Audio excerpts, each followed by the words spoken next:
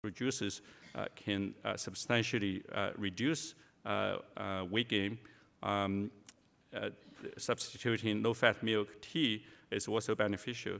And interestingly, substituting diet drinks for SSBs or fruit juices is also associated with lower amount of weight gain. So this analysis suggests that we do have multiple options to replace SSBs and some of the fruit juices, but water and coffee appears to be the most beneficial beverages in replacing SSBs. Several years ago, Vasant Malik led a meta-analysis and systematic review to look at the relationship between SSB consumption and weight gain in children and adults. We analyzed both observational longitudinal studies and also RCTs. The longitudinal studies indicate that increase in SSB consumption was associated with increased BMI Z-score in children.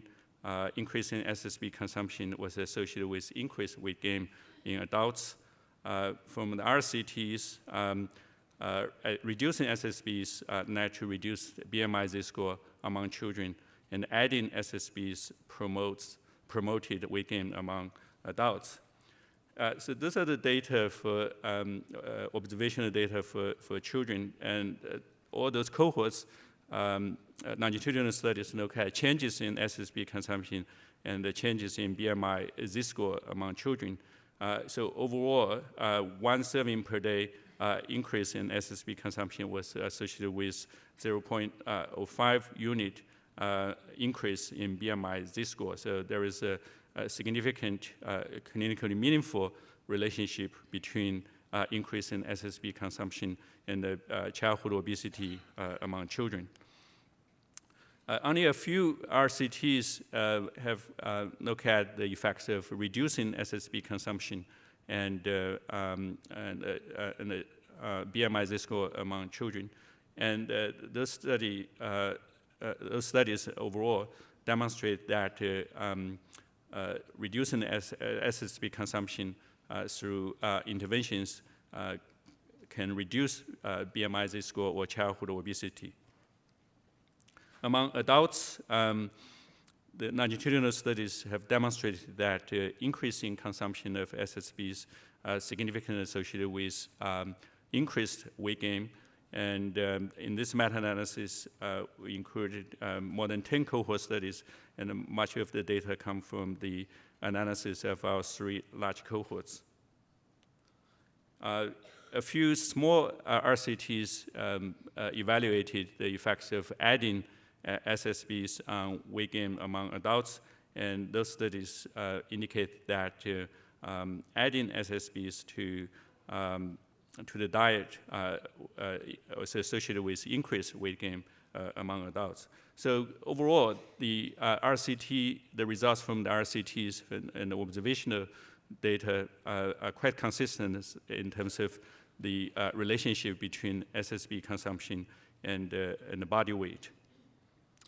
So how about sports drinks? This is a study led by Alison Field, looking at the association of sports drinks with weight gain among adolescents and young adults using data from the GUTS cohorts.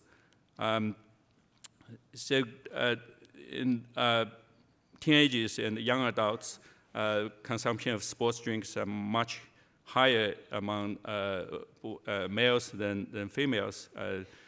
So the average, on average, about 8% of the boys reported consuming sports drinks on a daily basis.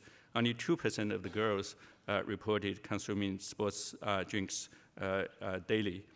And after adjusting for multiple confounders, this analysis found that both baseline and increasing consumption of sports drinks was associated with increased BMI among boys. And in terms of the effect size, it's quite strong. So for each sports drinks consumed per day at baseline, a male gained approximately 0.3 BMI unit more than his peers. If he increased his sports drinks consumption, he gained additional 0.4 unit BMI units. So this is quite strong effects associated with sports drink consumption. The association was weaker for girls because the consumption was much lower among girls. But even among girls, the baseline consumption of sports drinks was associated with increased BMI, and this association was also significant.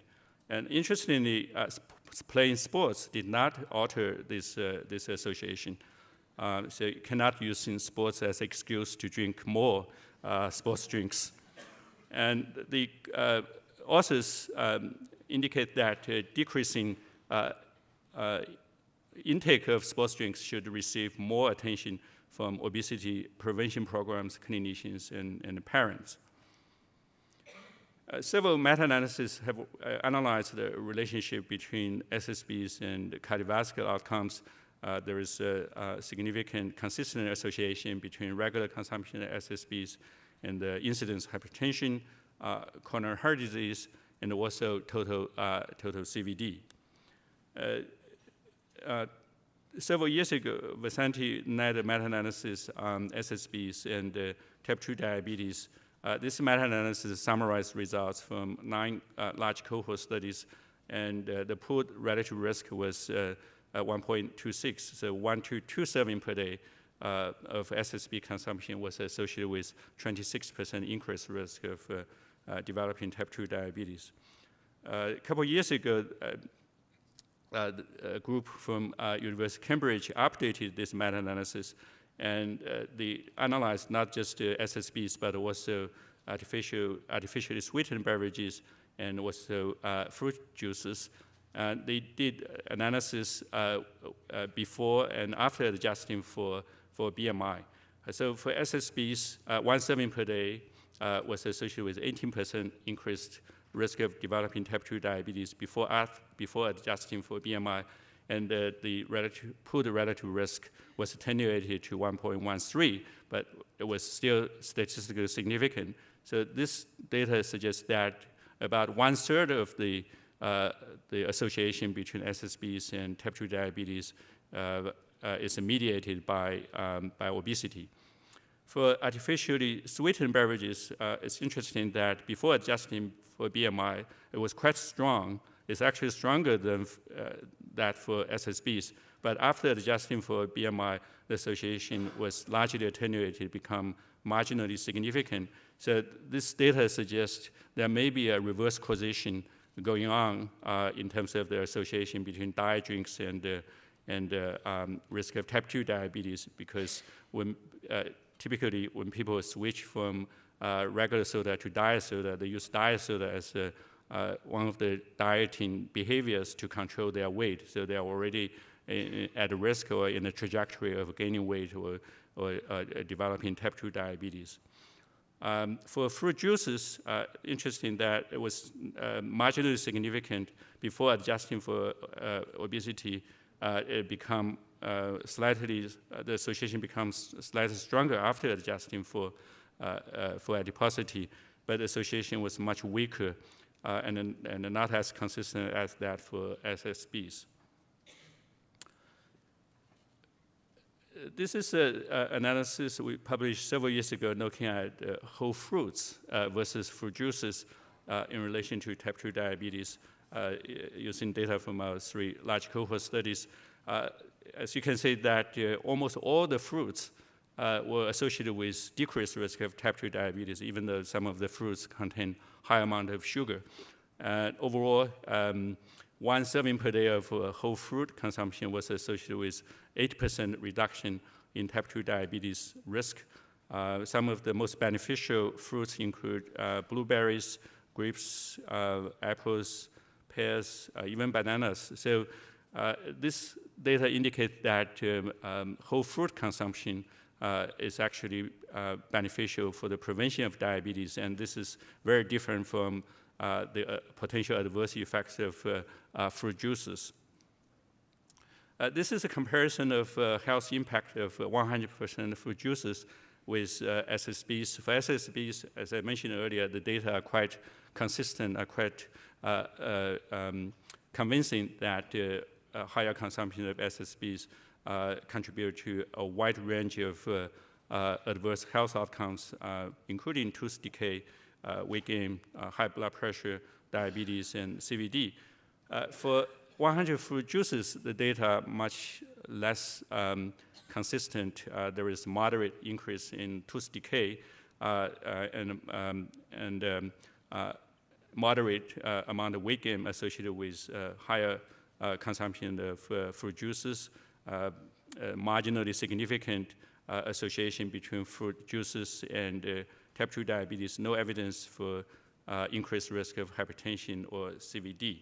So clearly, 100% fruit juices are better than SSBs, but they're much worse than consuming whole fruits. That's why the American Academy of Pediatrics and the Robert Wood Johnson Foundation have recommended that 100 fruit juices can be a significant source of calories and contribute to obesity if consumed excessively. The American Academy of Pediatrics have made recommendations for fruit juices among children. The Academy recommend no fruit juices for infants younger than 12 months, limit fruit juices to 4 ounces per day for 1 to 3 year olds, and 4 to 6 ounces per day for 4 to 6 years olds, and limit fruit juices to 8 ounces per day for 7 to 18-year-old children. So clearly, the recommendations for fruit juices are somewhat different from the recommendations on SSBs. And there has been a lot of controversy regarding the relationship between fructose and metabolic outcomes. But we consume different forms of fructose in our diet, and we got fructose from different food sources. So this is an ongoing analysis by a postdoc in our department, Hala Alessa, and those are the preliminary results on different forms of fructose and the risk of type 2 diabetes in our cohort. So for overall, when we look at overall fructose, there is no significant association. But the fructose in liquid forms is strongly associated with increased risk of diabetes. So this may reflect the harmful effects of SSBs and also fruit juices. And on the other hand, fructose in solid form, mostly from fruits, is associated with lower risk of type 2 diabetes. And we also look at food sources, different food sources of fructose. The fructose from whole fruits is beneficial. Again, this reflects the beneficial effects of consuming whole fruits. It doesn't necessarily mean the fructose in whole fructose is beneficial. And then, on the other hand, the fructose from fruit juices is associated with higher risk of diabetes. And the fructose from SSBs is particularly harmful in terms of diabetes risk. So this data indicate that not all fructose are created equal, and we got fructose from different sources in different forms. They may have different effects on our metabolic health. This is a meta-analysis on SSBs and non-alcoholic fatty liver disease. There are only a few studies look at fatty liver disease as outcome. Overall, there is a 40% increased risk of non-alcoholic fatty liver disease associated with higher consumption of SSBs.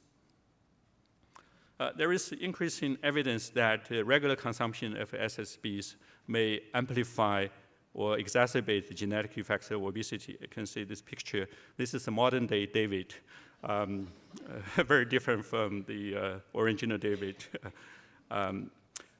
So we calculated a genetic risk score based on 30 genetic variants, BMI-related genetic variants identified by GWAS. So the higher the genetic risk score, the higher risk of developing obesity. We analyzed 3 large cohort studies, nurses' health study, health professional follow-up study, women genome health study. And this figure shows the effects of the genetic variants for each 10 risk allele increment on the incidence of obesity in the next 4 years, stratified by